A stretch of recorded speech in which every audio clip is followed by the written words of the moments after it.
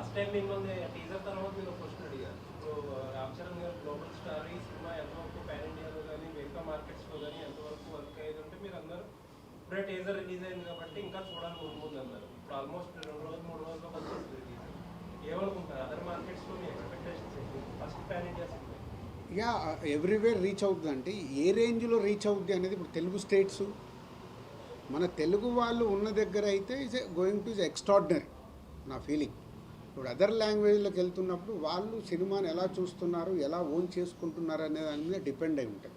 అది వాళ్ళు morning show అయ్యాక వాళ్ళ రెస్పాన్స్ని బట్టే డిపెండ్ అవుతుంది. మనం ముందు ప్రెడిక్ట్ చేయలేం, ఎందుకంటే ఇది ఒక సోషల్ కాస్ట్లో వస్తున్న సినిమా కాబట్టి ఈ సినిమాలో ప్లస్ పాయింట్స్ ఏంటి, వావ్ సాంగ్స్ ఉంటాయి.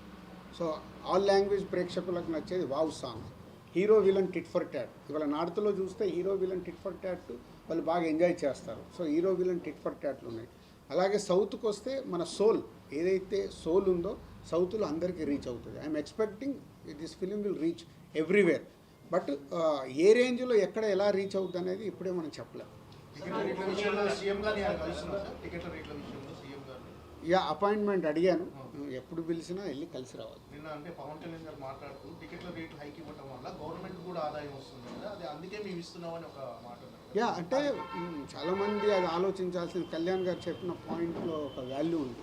ప్రతి 100 రూపాయలకి 18% జిఎస్టీ రూపంలో వెళ్తుంది.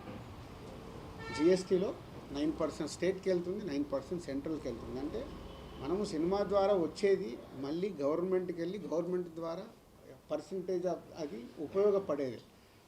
ఆడియన్స్ కళ్యాణ్ గారు నడిచే డిమాండ్ అండ్ సప్లై అన్ని సినిమాలకు మనం టికెట్ రేట్లు పెడితే కూడా చూడరు. ఈరోజు ఏముంది, సినిమా అనేది ఆ 4 రోజులు ఆ వారం రోజులే హాట్.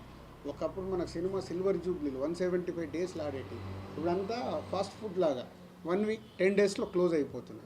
సో ఈ క్లోజ్ అయినప్పుడు దీని తర్వాత వెనకాల పైరసీ కావచ్చు, ఓటీటీ కావచ్చు, చాలా ఇంపాక్ట్స్ ఉన్నాయి.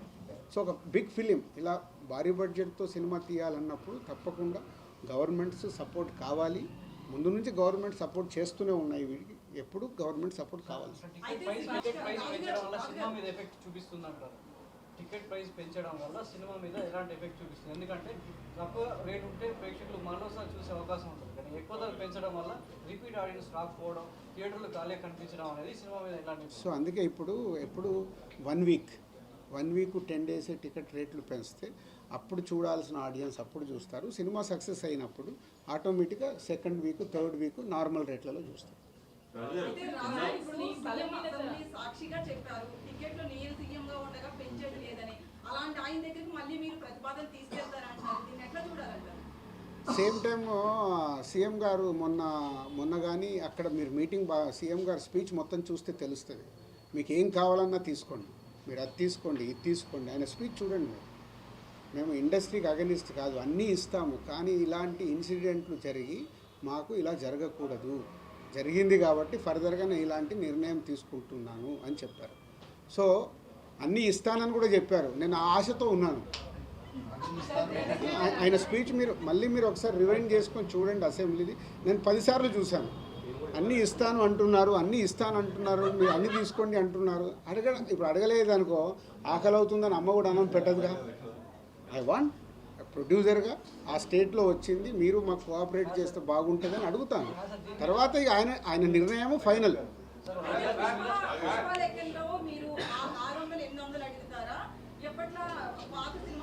పాత సినిమాలాగే, డోంట్ వరీ. మీరు ఒక డిస్ట్రిబ్యూటర్గా నేను ఎన్నో పెద్ద సినిమాలు ఇక్కడ రిలీజ్ చేశాను. నేను చాలా క్యాలిక్యులేటెడ్గా ఉంటాను. ఇప్పుడు RRR లాంటి సినిమా కూడా ఎంత పెంచాలి ఆ రోజు ఆలోచించి ఇదే కరెక్టు అని చాలా నిర్ణయాలు తీసుకొని నేను బ్యాలెన్స్ చేస్తాను. అబ్నార్మల్గా పెంచడం వల్ల అటు ప్రేక్షకుల మీద కూడా ఇందాక మీరు అన్నారు, అబ్నార్మల్ పెంచితే ప్రేక్షకుల మీద బర్డెన్ పడితే దాని రియాక్షన్స్ వేరేలాగా ఉంటాయి. అలాగా అది ఇప్పుడు ఆంధ్రాలో ఎలా అయితే మీరు ఇప్పుడు ఆంధ్ర జియో చూస్తే తెలుస్తుంది. దేవరా సినిమా అప్పుడు ఎలాగ ఉన్నాయో అలాగే కొంచెం ఫెస్టివల్ టైం కాబట్టి జాగ్రత్తగా చూసి అడిగాము, వాళ్ళు ఇచ్చారు.